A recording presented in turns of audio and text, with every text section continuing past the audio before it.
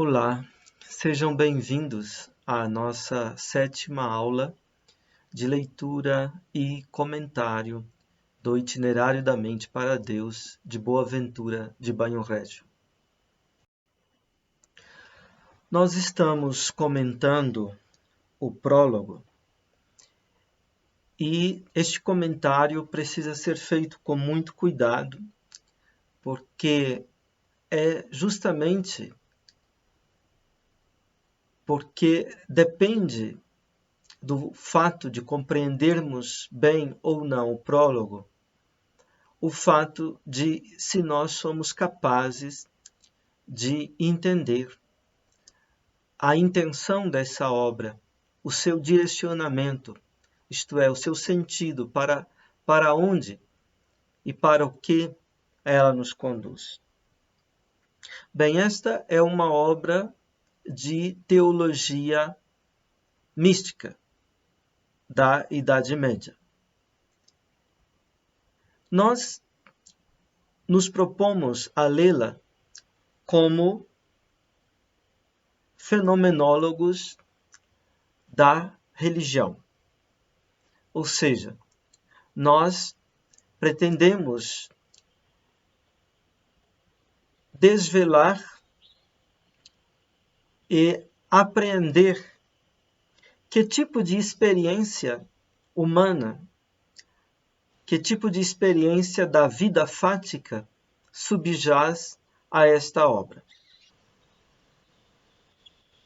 E tentar captar como é que a existência se dá e se constitui nesta experiência. Como é que o mundo de si mesmo, próprio da mística, ele faz aparecer o mundo ao redor de nós e o mundo compartilhado com os outros. Toda a experiência humana se dá sempre como uma experiência de ser no mundo. E este ser no mundo é ao mesmo tempo um ser num mundo que nos circunda, o mundo ambiente, o mundo enquanto mundo compartilhado com os outros, o mundo da convivência e o mundo próprio.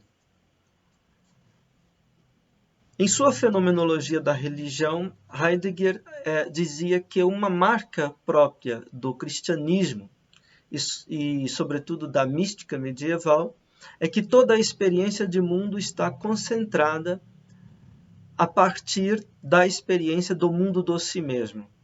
Nós chamaríamos este mundo do si mesmo de interioridade, ou, se quisermos, de espiritualidade. Então, é o mundo do si mesmo que alavanca as experiências do mundo que nos circunda, o cosmos, a natureza, mas também o meio ambiente cultural no qual nós vivemos e também o mundo compartilhado, o mundo da convivência com os outros. Bem, esse é um primeiro ponto que gostaríamos de recordar. Dito isto, gostaríamos de ler novamente o parágrafo 3 do prólogo. Ele diz assim: com efeito, as 6 asas do serafim podiam muito bem simbolizar as 6 elevações ou iluminações progressivas, pelas quais nossa alma, como que por certos degraus ou vias, dispõe-se à posse da paz através dos arrebatamentos extáticos da sapiência cristã. Mas o caminho que nos conduz à paz não é outro, senão o amor ardentíssimo a Cristo crucificado. Foi este amor ardente que, após ter arrebatado São Paulo até ao 3º céu, transformou-o de tal modo em Cristo que o fez exclamar: estou crucificado com Cristo, e já não vivo eu, é Cristo que vive em mim. Esse amor penetrou também tão vivamente a alma de São Francisco, que seus sinais se manifestaram no corpo, 2 anos antes de sua morte, com os estigmas sacratíssimos da paixão. As 6 asas do serafim Representam, pois, as 6 iluminações progressivas, que como escadas têm seu ponto de partida no mundo sensível e nos conduzem até Deus, no qual ninguém pode entrar, senão por meio de Jesus crucificado. Aquele, de fato, que não entra pela porta do aprisco das ovelhas, mas sobe por outra parte, esse é um ladrão e salteador. Mas quem entra por esta porta, penetrará e sairá, e encontrará a pastagem. Por isso São João nos diz no Apocalipse: bem-aventurados os que lavam suas túnicas no sangue do Cordeiro. Eles terão direito à árvore da vida e à entrada pelas portas que dão acesso à cidade.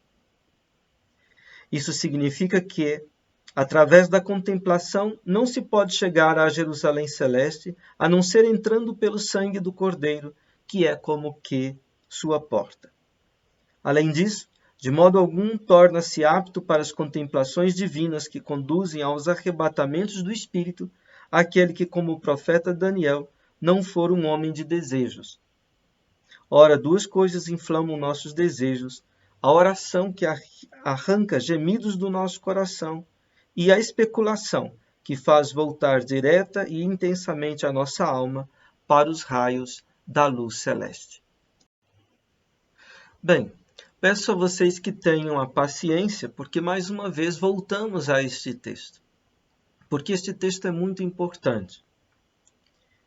Só que vamos tentar fazer um comentário agora de alguns pontos que até agora nós não conseguimos evidenciar.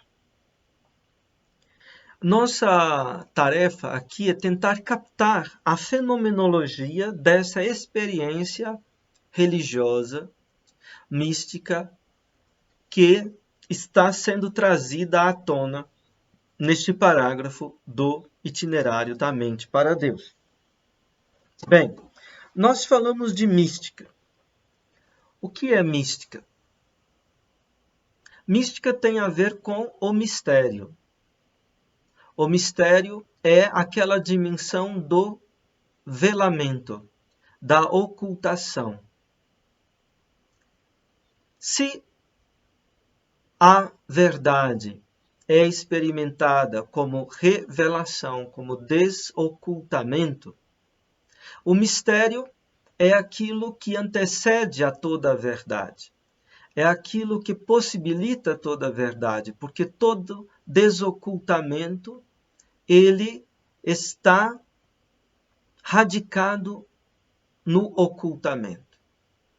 É como se disséssemos que toda a experiência humana de verdade está enraizada no mistério da própria experiência. E a mística é justamente o mistério da experiência de viver. Ora, se a mística é o mistério da experiência de viver, então toda a vida humana é mística. Todo homem é místico. Queira ou não, goste ou não, saiba ou não, todo homem é místico, porque sua vida permanece radicada no mistério de viver, pura e simplesmente. Então, essa é a primeira coisa. Sendo assim, a mística não precisa acontecer no âmbito da religião, mas podemos dizer que é no âmbito da religião que a mística acontece de uma maneira bastante intensa, forte, radical, ampla, originária. Que as experiências da mística no campo das religiões é a experiência paradigmática, ou mais exemplar, digamos, dessa dimensão mística, dessa natureza mística da existência do homem. Então, aqui nós temos a mística no campo da religião. Porém, precisamos fazer uma distinção entre a religião e a religiosidade. A religião é sempre uma experiência da consciência. De alguma maneira, a consciência humana, ela constitui o sentido da religião. A religiosidade não. A religiosidade é o nada que está latente na consciência. É o nada da consciência na consciência, a religiosidade. É essa experiência do retraimento do ser, do abismo do ser. Sendo assim, a religiosidade, ela se dá,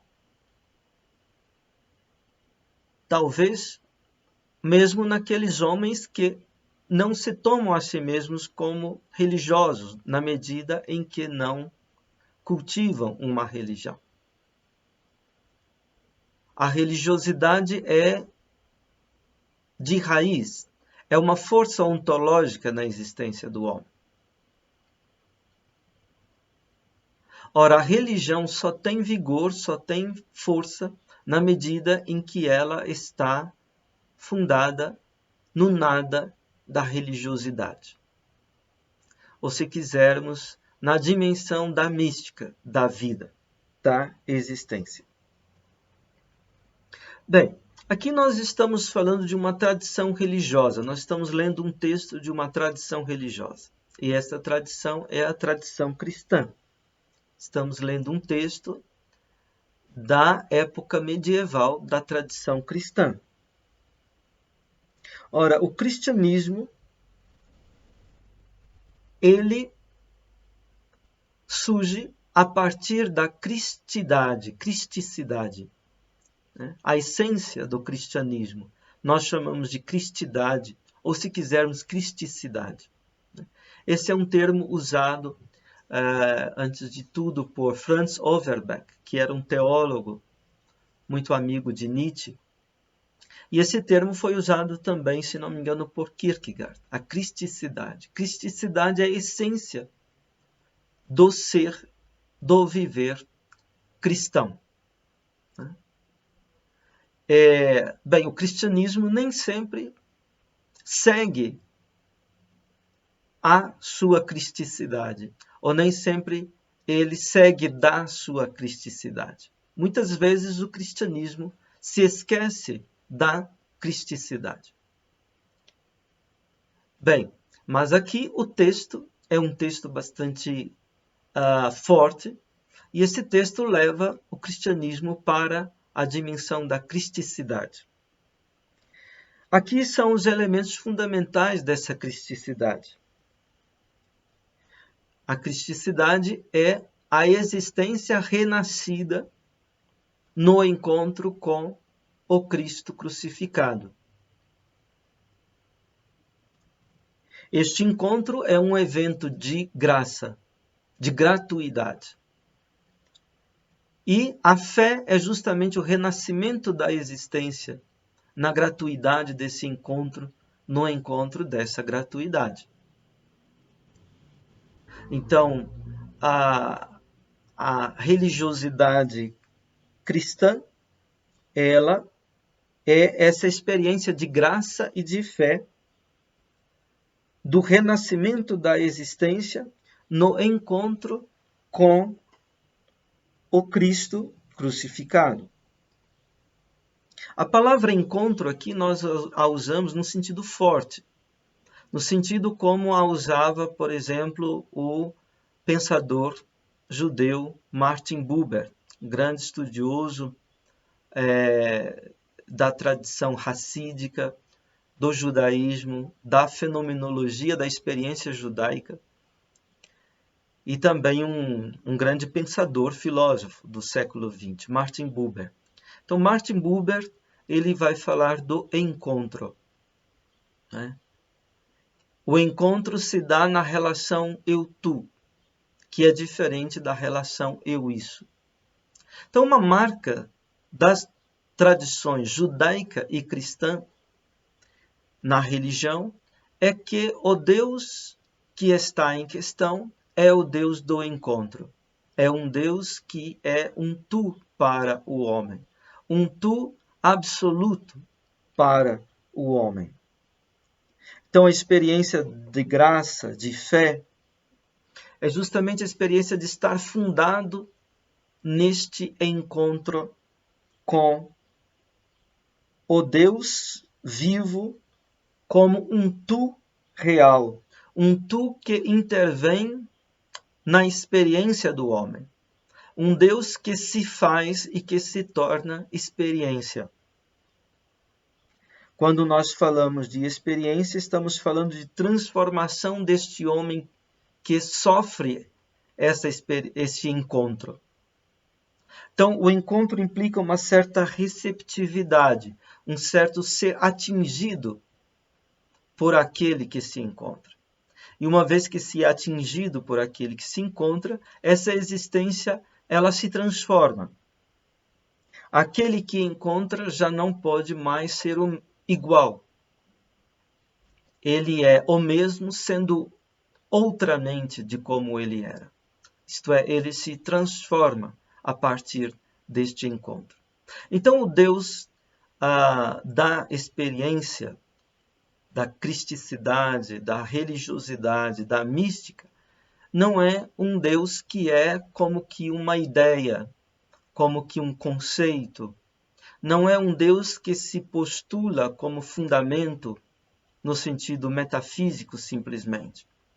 Mas é um Deus diante do qual o homem se vê interpelado e transformado. Então, quando nós falamos de encontro, estamos falando também de uma história que vai acontecendo.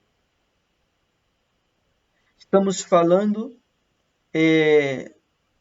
de um mundo, do mundo que vai sendo desvelado a partir desta experiência do encontro. A fé é justamente o olho, o ocular, a ótica da experiência do encontro, desse desvelamento, dessa espiritualidade.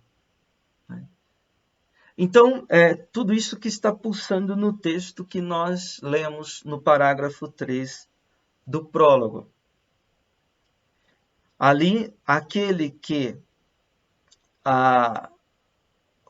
faz o caminho do itinerário é alguém que vai sendo transformado numa experiência de um encontro, numa história de um encontro. E à medida que vai se transformando, ele vai se tornando um com aquele que ele encontra, ele vai se identificando com aquele que ele encontra. De modo que ele não é mais só um cristão, ele é um Cristo. Isto é, ele é alguém que está ungido pelo Espírito e que se identifica com o mistério crístico, né? O mistério da pessoa de Jesus Cristo. Então, é uma concepção toda própria, sui generis, da experiência religiosa. E uma experiência toda própria, sui generis, da vida fática. Isso que é a mística cristã. Bem, tendo feito esse retorno ao parágrafo 3, nós vamos agora ler novamente o parágrafo 4, que já lemos rapidamente na última aula. Ele diz assim: Eu convido, pois, o leitor primeiramente ao gemido da oração, feita em nome de Jesus crucificado, cujo sangue nos purifica das manchas dos nossos pecados. Que não venha a crer que baste a leitura sem unção, a meditação sem a devoção, a indagação sem a admiração, a atenção profunda sem a alegria do coração, a atividade sem a piedade, a ciência sem a caridade, a inteligência sem a humildade, o estudo sem a graça divina, o espelho sem a luz sobrenatural da divina sabedoria. Às almas, portanto, que a graça divina já dispôs, humildes e piedosas, às almas cheias de compunção e de devoção, ungidas pelo óleo da alegria divina, às almas ávidas de sabedoria divina e inflamadas no desejo de possuí-la, que queiram dedicar-se a glorificar, admirar e degustar a Deus, eu proponho as meditações que seguem. Advirto-as, porém, que pouco ou nada servirá o espelho que eu quero pôr sob seus olhos, se o espelho de seus espíritos não tiver sido previamente bem purificado e bem polido. Homem de Deus, começa, pois, a escutar as censuras de tua consciência, antes de elevares teus olhos para os raios da sabedoria divina, que se refletem nos seus espelhos. Não venha a acontecer que o esplendor dessa luz, por demais viva, te derrube numa fossa mais profunda de trevas. Bem, nós vamos nos ater a esta passagem muito bela do itinerário, que inclusive foi citado no Concílio Ecumênico Vaticano II, no decreto Optatam Totius,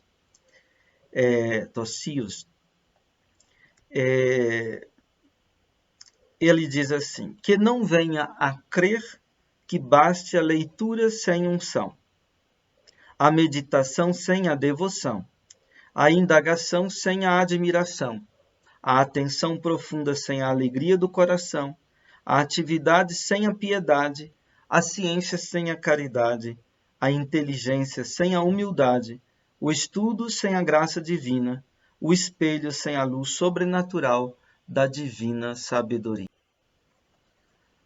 Esta passagem ilustra muito bem aquilo que escrevia o professor Emanuel Carneiro Leão num texto que já citamos, chamado Fé e Contemplação. Ele escrevia assim: escolástica e mística, inteligência e contemplação, fé e pensamento se interpenetram de tal modo que não se podem distinguir um do outro. Para Boaventura, o itinerário requer essa integração de inteligência e contemplação. Mas não basta a inteligência sem a contemplação, sem a experiência do afeto. Poderíamos dizer, não basta o engajamento do intelecto sem a receptividade do afeto. Bem, se nós pensarmos no engajamento do intelecto, ele está bem descrito nas primeiras palavras de cada um desses binômios.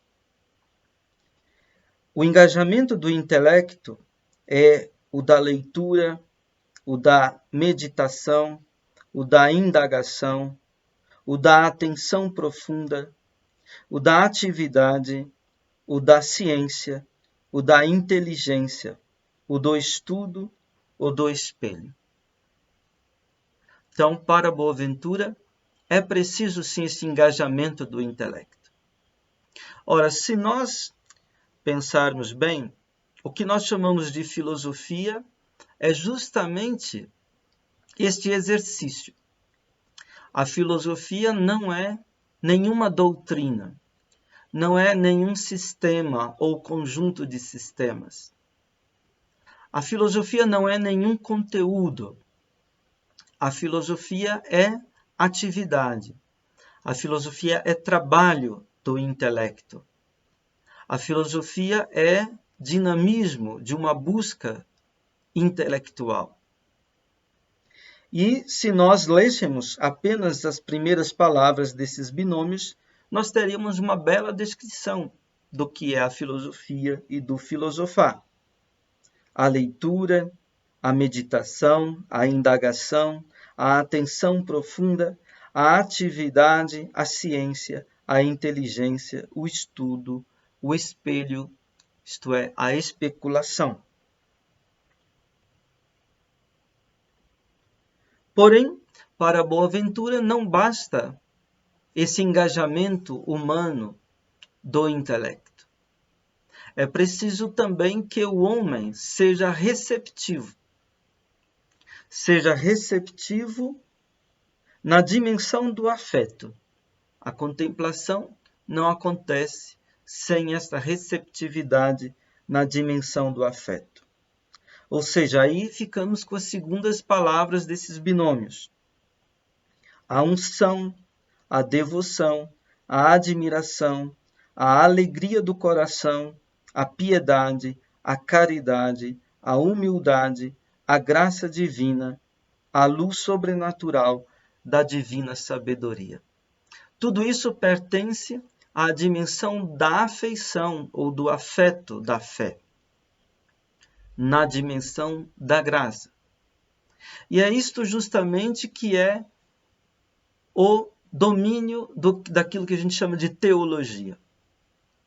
A teologia, na concepção medieval franciscana, sobretudo, ela é a sapiência, isto é, o conhecimento experimental de Deus. É, sobretudo, um conhecimento afetivo. Né? Toda certeza que existe no campo teológico é uma certeza, no fundo, afetiva. É do coração. Aquilo que Pascal, na sua obra Os Pensamentos, chamava de ordem do coração. Então, a teologia é a sapiência que se desenvolve na ordem do coração, na dimensão do encontro, do afeto. Ali, certamente, entra a inteligência. Mas a inteligência, ela não se basta. A inteligência, ela precisa ser integrada a essa dimensão do afeto, do encontro, e ela precisa, então, se tornar uma com essa dimensão do afeto.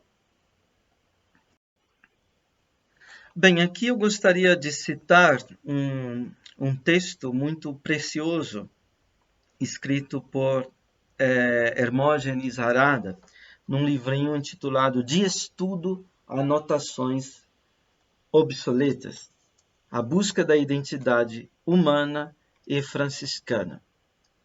Nesta obra, o professor Hermógenes Harada, ele faz uma reflexão sobre qual é o dinamismo próprio da filosofia e qual é o dinamismo próprio da teologia. Ele vai dizer que não é adequado nós entendermos a filosofia e a teologia como duas mundividências, como duas visões de mundo. Aquilo que os alemães chamam de Weltanschauungen.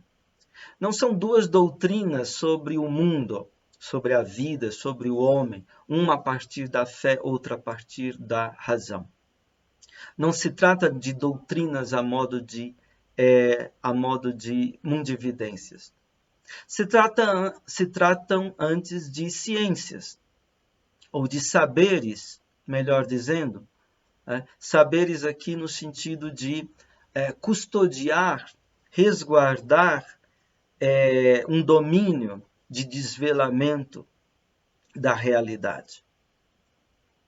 Digamos, esses dois saberes, a filosofia e a teologia, cada uma tem a sua dinâmica própria.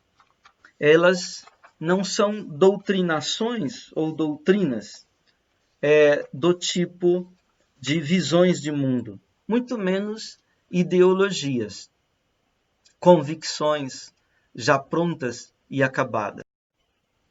Bem, a filosofia, ela não é uma doutrina, não é um conjunto de doutrinas, de teorias, de ensinamentos que saíram da cabeça dos filósofos. Se nós tomamos isto por filosofia, nós estamos muito enganados. Nós estamos, por assim dizer, de olho no pó, na poeira que esses filósofos deixaram para trás à medida em que foram fazendo seus caminhos e suas viagens. Tá? Se nós captamos somente essa poeira, nós não entendemos nada da filosofia. Filosofia é filosofar. Isso soa tautológico, mas essa tautologia é importante. Ou seja, como natação é nadar. Ou seja, ninguém é capaz de entender o que é natação se não nadar. Assim também, ninguém é capaz de entender o que é filosofia se não filosofar. Filosofar é um movimento. Filosofar é um engajamento. Filosofar é um trabalho, é uma ação. E esse movimento é um movimento de questionamento, de busca, que abrange tudo aquilo que há, tudo aquilo que é na perspectiva do seu ser, que procura captar esse ser em toda a sua amplidão, em toda a sua profundidade e em toda a sua originariedade. Captar o ser na sua imensidão, na sua amplitude imensurável. Captar o ser na sua profundidade abissal. Captar o ser na sua originariedade criativa inesgotável. Esse exercício é que é o filosofar. É isso que constitui a essência da filosofia. Portanto, a essência da filosofia não é nenhum conteúdo. A essência da filosofia é ação. É o trabalho, a obra do pensar.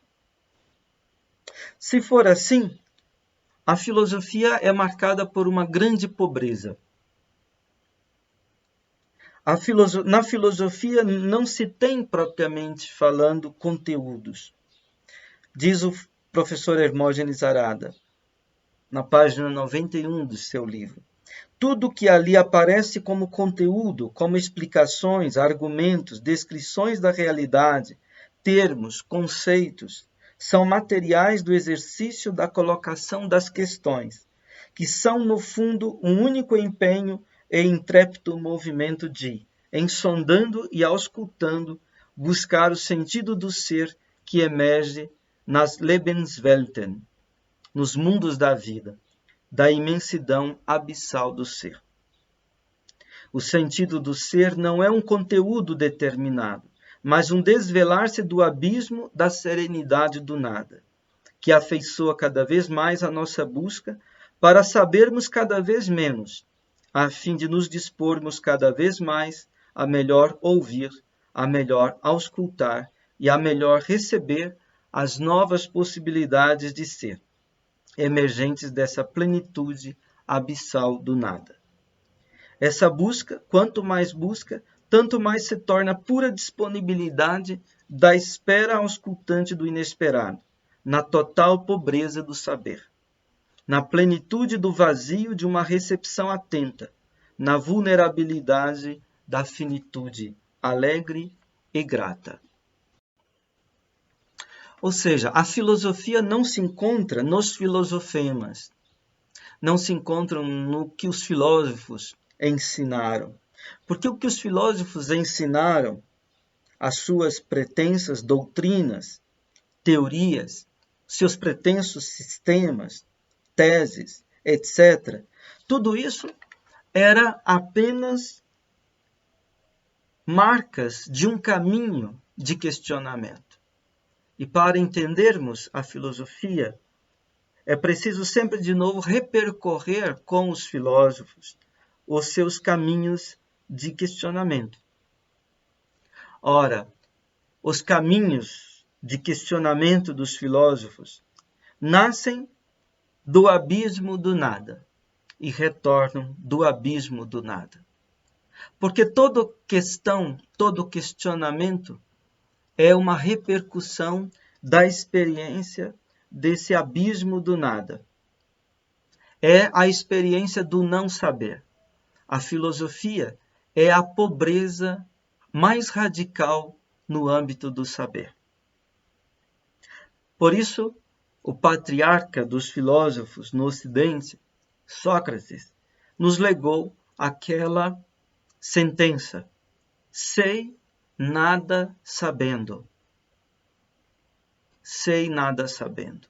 Sei sabendo apenas o nada, em tudo aquilo que eu questiono, em tudo aquilo que eu interrogo, poderíamos dizer assim.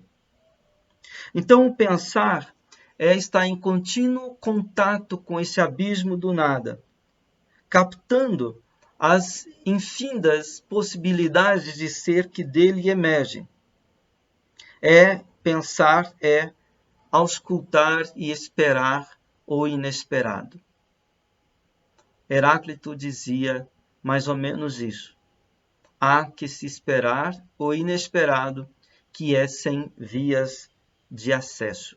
O inesperado é inacessível. Então, esse é o modo de ser da filosofia. Digamos, esta é a mística e a espiritualidade da filosofia. O modo de ser da religião, mais pontualmente, o modo de ser da fé cristã, é radicalmente diverso. É o modo de ser da fidelidade, da doação do amor gratuito. O a priori da fé é essa fidelidade de Cristo, essa fidelidade do Deus do encontro, que advém, sobrevém ao homem. A fé é, sobretudo, essa disponibilidade de recepção no amor, no encontro. A fé, portanto, ela pertence àquela dimensão das razões do coração, a que Pascal aludia certa vez. O coração tem razões que a razão desconhece, e isso ele o sabe em muitas coisas, dizia Pascal. Bem, se for assim, no entanto, nós podemos perceber que entre a filosofia e o modo de ser da fé, que já descrevemos no início desta aula, há uma certa consonância ou ressonância. Há uma certa identidade na diferença. Embora sejam radicalmente diferentes e até mesmo opostos, há uma consonância, há uma harmonia intrínseca entre o modo de ser do trabalho do intelecto e o modo de ser da receptividade do afeto na dimensão da fé, da graça, do encontro. O professor Hermógenes Arada, ao comentar aquela sentença de Anselmo, Santo Anselmo, que diz fides querens intellectum, a fé buscando o intelecto, ele nos surpreende. Normalmente nós interpretamos essa sentença assim, que a fé procura encontrar as razões do seu próprio crer e daquilo que é crido por ela. Que a fé procura compreender aquilo em que crê. Isto não está incorreto, está correto. Mas a interpretação que o professor Hermógenes Arada traz me parece muito mais promissora e criativa. Ele entende o modo de ser do trabalho do intelecto como o modo de ser do homem na sua radical autonomia e na sua finitude. E a filosofia é justamente esse modo de ser do trabalho do intelecto. E ele entende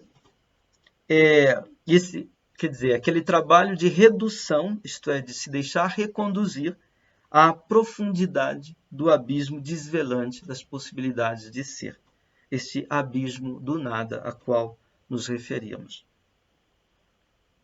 E quando se trata da fé, ele interpreta justamente como a fidelidade do Deus do encontro, da graça, tal como o cristianismo experimenta essa fidelidade em Jesus Cristo. Então, para ele há, por assim dizer, uma certa simpatia, mesmo na diversidade e mesmo na oposição, há uma certa simpatia, uma certa sintonia, uma certa harmonia entre ambas as possibilidades, o intelecto e a fé. Então, a fé buscando o intelecto, na interpretação dele, é essa dimensão da religiosidade, do encontro, subsumindo em si a dimensão do trabalho, da autonomia do intelecto, que é a filosofia. Então, São Boaventura chama isso de redução das artes ou da filosofia à teologia. Redução não é aqui restrição, mas uma recondução, um levar para dentro de. E o professor Hermógenes Arada descreve essa sintonia, esta afinação do seguinte modo: mas o que no intelecto é a vontade do trabalho, na afeição obediente da fé é deixar-se levar na fluência da doação. O que no intelecto é plena atenção da especulação, na afeição obediente da fé é a pregnância da translucidez. O que no intelecto é precisão e rigor de penetração, na afeição obediente da fé é a docilidade na ternura do encontro. O que no intelecto é o puro movimento da busca sem conteúdo, na afeição obediente da fé é a plenitude da verdade absoluta que contém todas as coisas. E, no entanto, nessa diferença do modo de ser do intelecto e da afeição obediente da fé, se auscultarmos bem o modo de ser do intelecto como movimento de redução à profundidade do abismo desvelante, perceberemos que ele pulsa como que no mesmo ritmo da repercussão da gratuidade da afeição obediente da fé. Então há uma pulsação no mesmo ritmo entre o movimento do intelecto que retorna, que se reduz, se reconduz ao abismo do nada, ao abismo desvelante das possibilidades do ser, e o movimento da fé como obediência, como afeição ao mistério. E de repente, diz ele, a expressão fides querens intellectum, a fé buscando o intelecto, nos faz suspeitar.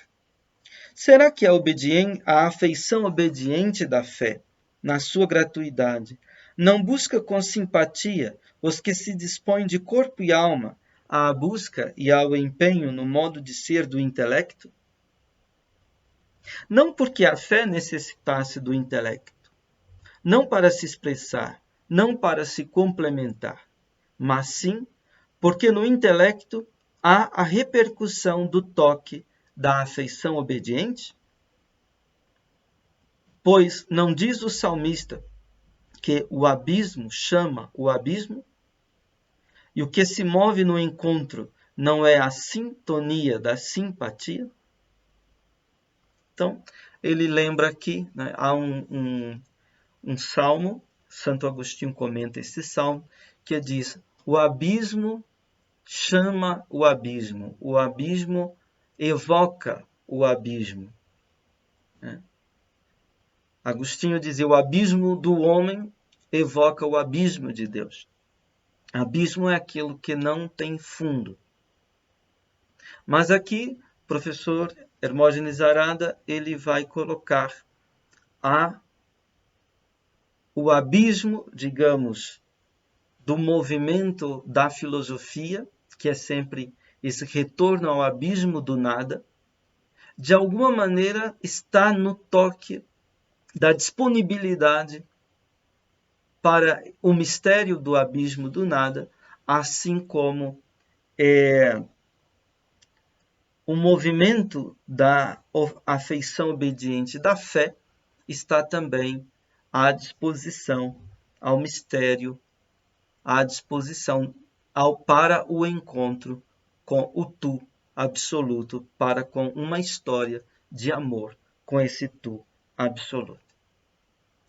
Bem, com estes comentários nós tentamos assim captar mais profundamente o sentido desta passagem. Vamos ler novamente para encerrar.